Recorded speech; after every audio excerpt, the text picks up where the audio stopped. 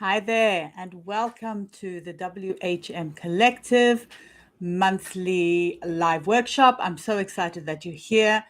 And today's workshop is going to be about how to make it work, how to start out as a working homeschool mom. Because I know how overwhelming it is at the beginning.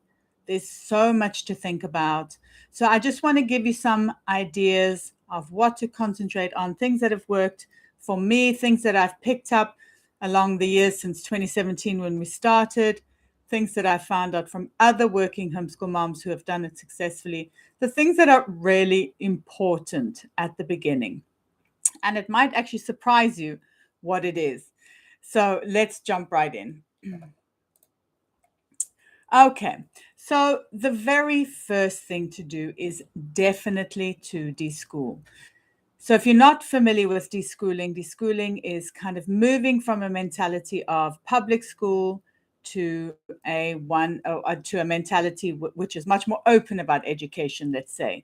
So that is basically what deschooling is in a nutshell. It was coined by Ivan Illich a long time, well, not that long ago, decades ago, let's say, and he said that deschooling was necessary because school was creating very institutionalized people who were not free thinkers, who were not able to think out of the box and things like that.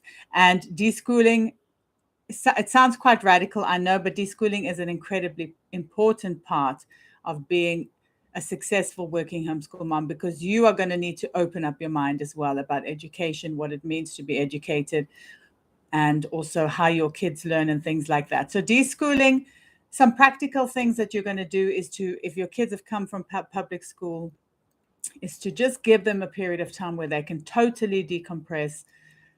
Our deschooling took a year and a half, and my kids were in public school.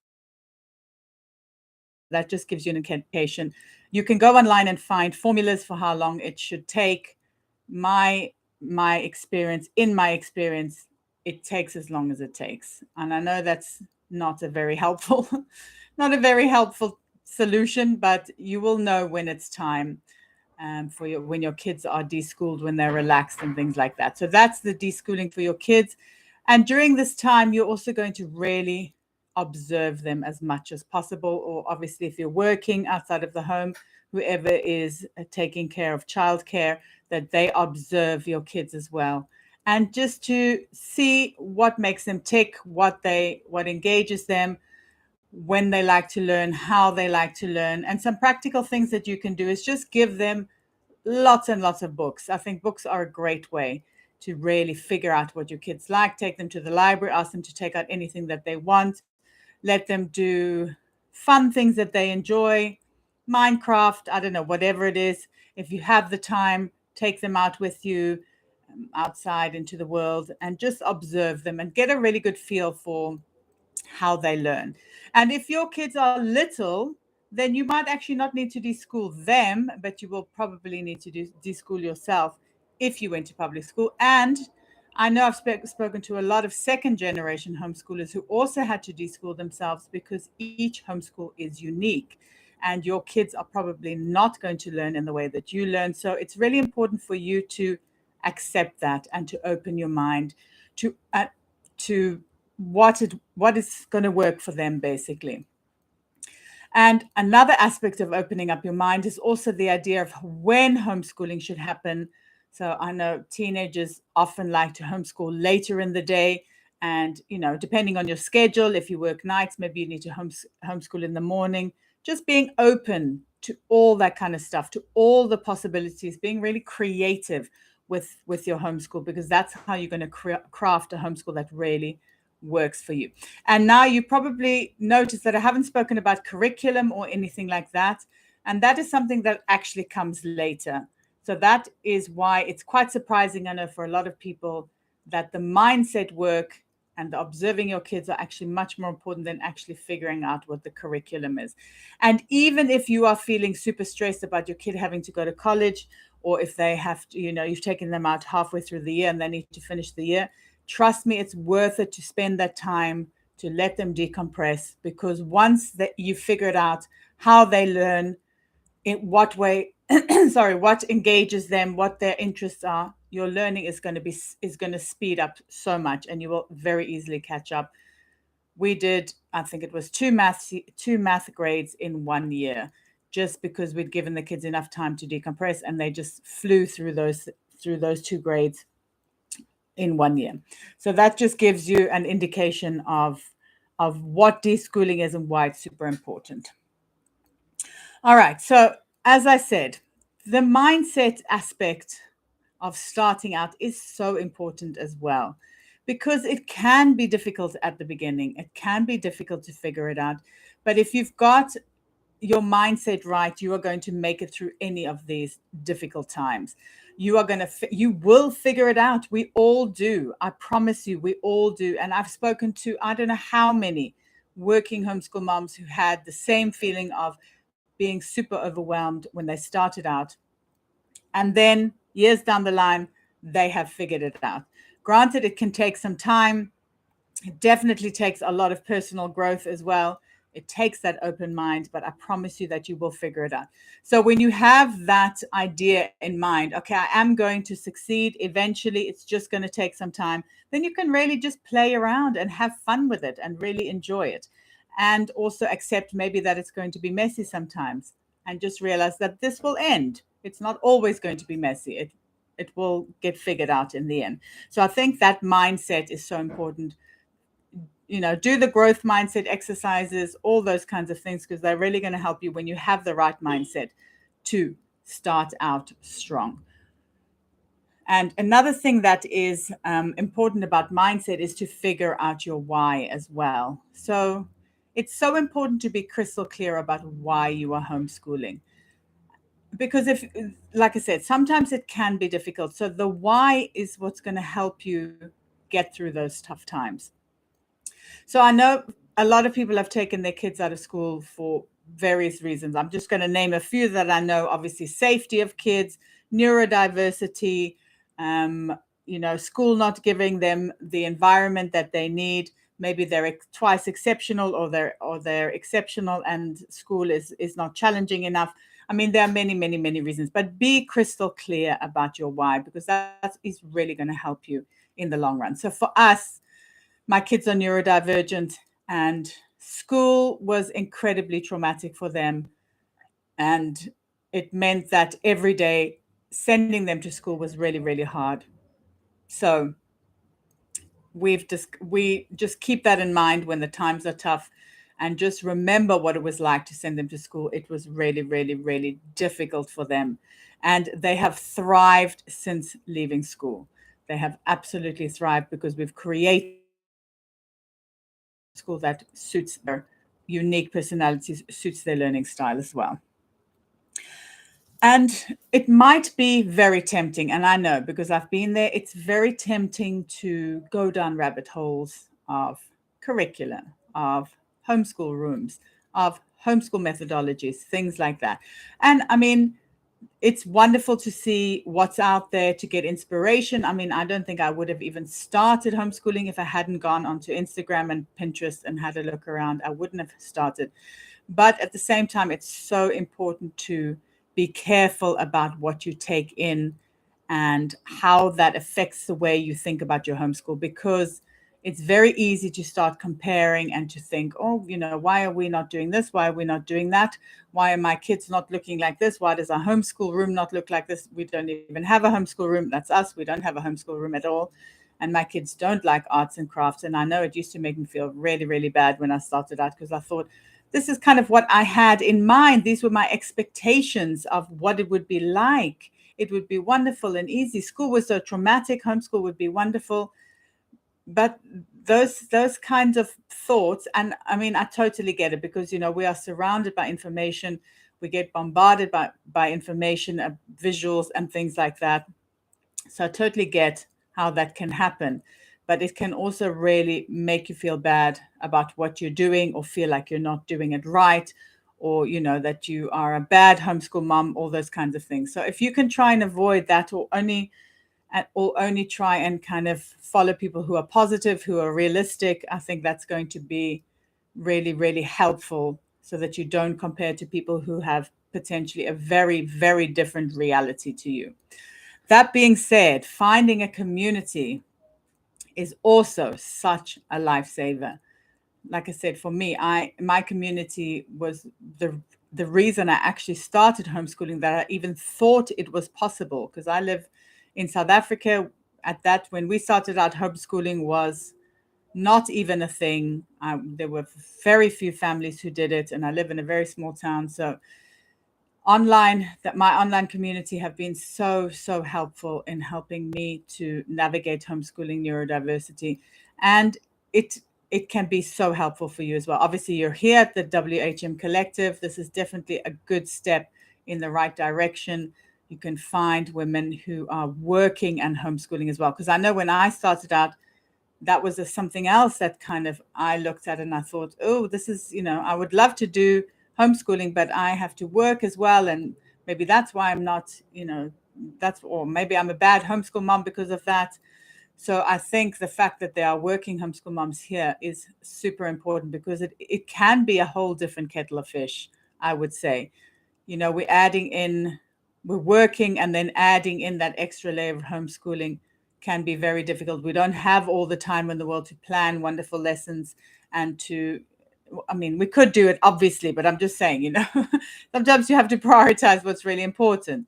And maybe you don't have time to print out lots of lessons or create them from scratch or whatever the case may be. The fact that you are working and homeschooling is definitely a different reality to a lot of homeschool moms who are stay-at-home moms and who are homeschooling as well. So just keep that in mind as well. And, obviously, like I said, you're here, but if you're looking for an IRL community as well and you don't have one, it's always a good idea to try and start it. I would say, though, since 2017, there are so many more working homeschool moms now. So it's definitely something that is growing in popularity. So if you're looking for somebody in person and you can't find a community or you can't find a co-op or something like that, then it's always a good idea to try and create your own. That's what I've done. And it's worked really, really, really well for me. And then finally, I think once you've taken the time to deschool, you've really figured out how your kids learn, you've given them time to decompress, you've kind of got your mindset right. Now it's time to start looking for a curriculum and figuring out your schedule and things like that. And this is kind of the next phase, actually, I would say, about starting out, because let's start with deschooling. Deschooling can take quite a long time. It can take a long time, and I think it's really worth it to let your kids take the time, and they will let you know when they're ready. And I know this kind of sounds wishy-washy, but I promise you, they will let you know when they're ready to start learning. And that's when the magic happens, is when they've given you the indicator or the indication that they really want to get to more structured work. Because now this is where the fun begins, and this is where you can start playing and figuring out what kind of thing they want to do and how it works for them and things like that. And it's so important to always include them in everything. I should have said that from the beginning as well, in terms of deschooling, is that if you can include your kid in the whole process, it's going to make your working homeschool mom life so much easier, because resistance from your child can be, can really sap your energy, can really sap your motivation. And so it's really worth it to try and get your kid as involved as possible in the whole process. And so even if you decide on a curriculum, I know it can be really hard. First of all, there's a big kind of movement to unschooling, which is awesome. Unschooling is awesome. But if you want to use a curriculum, I think that's absolutely awesome too. You use whatever works for you. Whatever works for you and whatever works for your kid, more importantly as well, or together as important as each other, is it works for you and it works for them. I mean, I do entirely online homeschooling. And then obviously we just do life schooling in general. My kids come, we include them in life as well. But the online homeschooling helps me so very much, because it means no prep for me, no marking. The programs have been created by experts. I don't have to worry about the quality of them. Often they are free trials. I mean, I'm a blogger. Obviously, I get to try them out, but that's also something worthwhile to consider if you have the time or inclination, is to write reviews. So there are but if not, I mean, you often get a free trial and just play around and see what your kid likes and what engages them and, what works for them.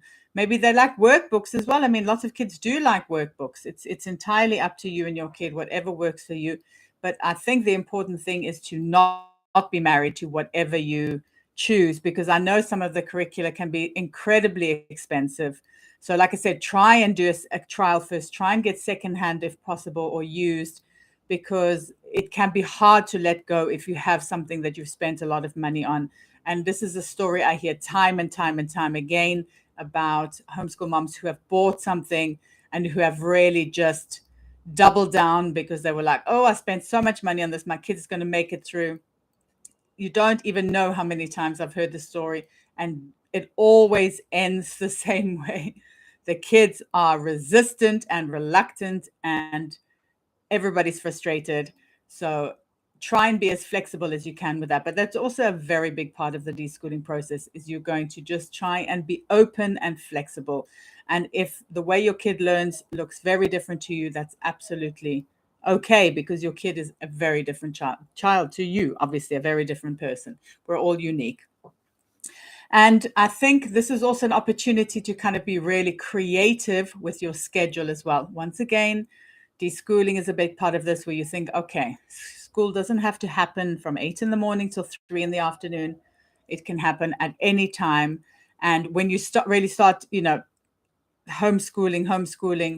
and you feel like, oh, it's going to be stressful in terms of when you're going to homeschool, and you don't have co-op, or if you don't have childcare possibilities or opportunities, then just be creative. I mean, I also have spoken to people who homeschool very late at night with no ill effect. It's just, they're night owls, or people who homeschool over the weekends. That's the beauty of homeschooling, is that it is super flexible and it can fit around your schedule. Obviously, work is often not as flexible as homeschool. So, you have the possibility to flex it around your schedule. And I think that's what's the beauty of it. And also you'll discover very quickly as well that you don't need to be homeschooling for 8 hours a day or whatever it is. You can homeschool very effectively for 1 to 2 hours. I read an article where I think 3 hours is the max for high school. And this might sound really like not a lot of time, but just think about how concentrated that time is, though, when you are giving your kid, those 3 hours of concentrated time. Or, I mean, if they're little, it's 1 to 2 hours. So as opposed to them being in a class of, I don't know, 25, 30, 35 students. So it's that one-to-one, learning that they can get, even in a co-op where there may be 10 kids in a class, whatever, it's the concentration of learning is so much easier. So I think those are kind of my tips for starting out. So like I said, you want to deschool, definitely. And I will do probably a live on deschooling itself and what that actually looks like in practical terms, the phases of deschooling. So I'll definitely do that next month. But these are kind of things that you think about: deschooling, getting your mindset right, knowing what your why is, finding a community like this or creating a community, and really leaning into that community, making the most of it, asking questions, asking for advice, and just knowing at the end of the day that you absolutely will figure it out. And for all new members, just a reminder that you do get a 30-minute coaching call with me. And it's a great opportunity to just chat, to brainstorm, to think about ways that you can make this beginning part of being a working homeschool mom as smooth as possible, as pleasant as possible, and so that you can feel confident to really, take this step forward into a very, very exciting life.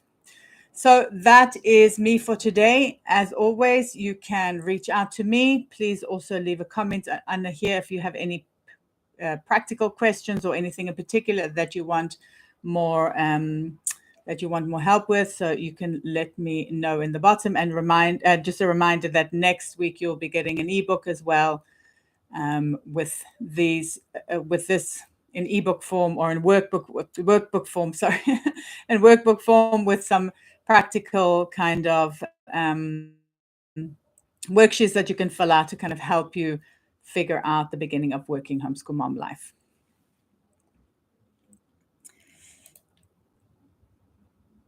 All right. Cheers, everyone. Bye.